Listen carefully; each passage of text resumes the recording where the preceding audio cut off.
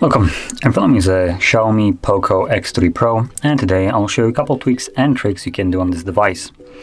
So, starting off, we're going to begin with the dark mode, which you can quickly find either in the settings under display or somewhere in the toggle section. So if I can quickly locate it, there we go, there it is. So you can quickly toggle it on or off from here. You can also hold the toggle. This will take you quickly to the settings where you'll have access to a neat feature, which is the scheduled dark mode. So when enabled, it will use the turn on and off time to basically switch between light and the dark mode, providing you what I would call best of both worlds. So during the daytime you'll have light mode, and during nighttime you'll have dark mode, which is what I would consider to be the best case.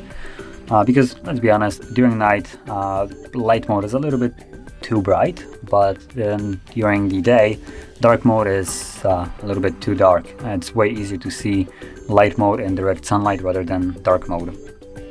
So this will provide the best alternatives here. Now moving on to the next one, it's going to be the color scheme, which again can be found in the display section, which is where we are right now. So let's scroll down and look for it somewhere. There we go, color scheme right over here. And as you can see, we have set it, by default it is set to auto, which adjusts color based on the current lighting, kind of a weird way, but then we have the two other ones, so we have saturated and standard. So these won't really change at all, they will be static, and you can quickly see the difference between them also in the way that one is a little bit more bluish. So when you have white background, you can see that switching between them makes white background look either blue or orangish. So that is kind of the difference between them. But also if you pay attention to the, for instance, pencils right here, you can clearly see the difference in colors when you're switching between them. And it looks like saturated and auto are basically the same. There's like almost no difference between them, which you can see by switching them frequently. But yeah, so you can choose right here which one you want, and then also if you scroll down you will have color temperature, so you can add specific color to the display. So as an example, right now it's set to default. There's like no additional tint to it, but you have a couple here. So you have cool, warm and cool, and then custom, which simply allows you to, there we go, move this around. So you can add a specific color that you want, make it look just the way you want. Now moving on to the next one, it's going to be the display refresh rate, which again is under the display, right under the color scheme. I've got it right over here, and I believe the device comes by default with only 60 Hz, so you do want to go in here and change it to 120. It does give you a neat animation on how it will affect the actual device, or the animations, I would say, however you want to describe this. So you do have a 60 Hz version of it. Now the way the ball is moving right here is severely exaggerated. It's not going to be skipping that hard, but it gives you a clear visual cue on how it differs. So as you can see, 120 just looks super smooth, and 120 not so much. So the benefit of it, everything looks smoother, and you can clearly see that in pages, for instance, like, let's go back to the settings, where you can scroll up and down. Now I will warn you, on the camera it won't be as visible as it will be just on the device. That's because the camera is recording right now at 60 frames. So anything above that is lost. But what isn't lost is just the responsiveness, which can be seen a little bit here on the camera. But that is something that I would advise you to change and just see for yourself. The way the display starts to react is, well, way better. It feels much nicer with the 120 Hz. So from here, we're gonna move to another option, which is the gesture navigation.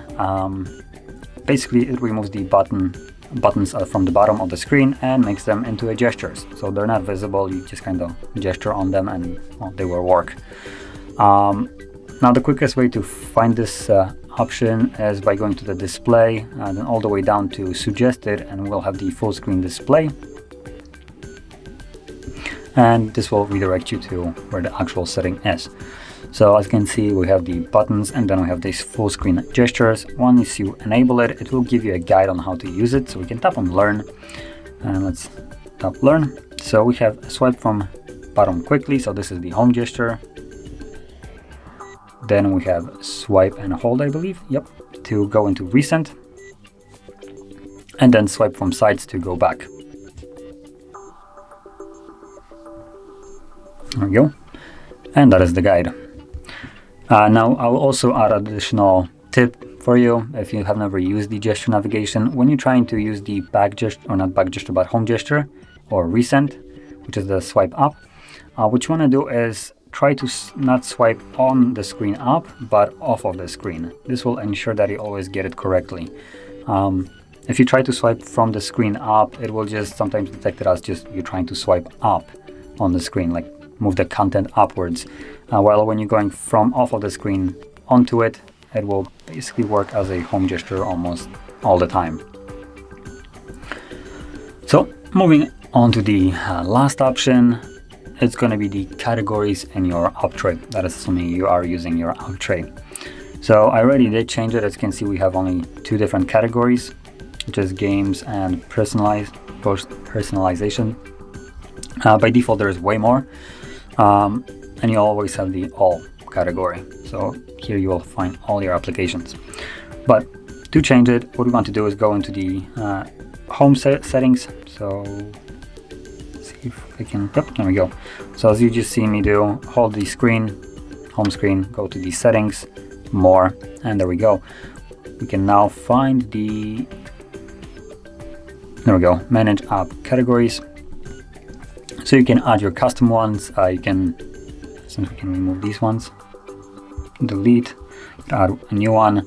So number 1, you would name the category to whatever you want it. So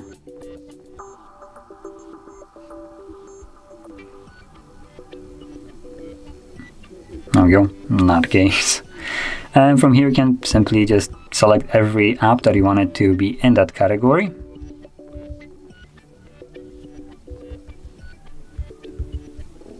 I'm just gonna add anything that isn't an app, or not an app, a game I meant to say. So that's good enough. So let's just accept that, tap on the check mark right at the top, and there we go, we have now not games.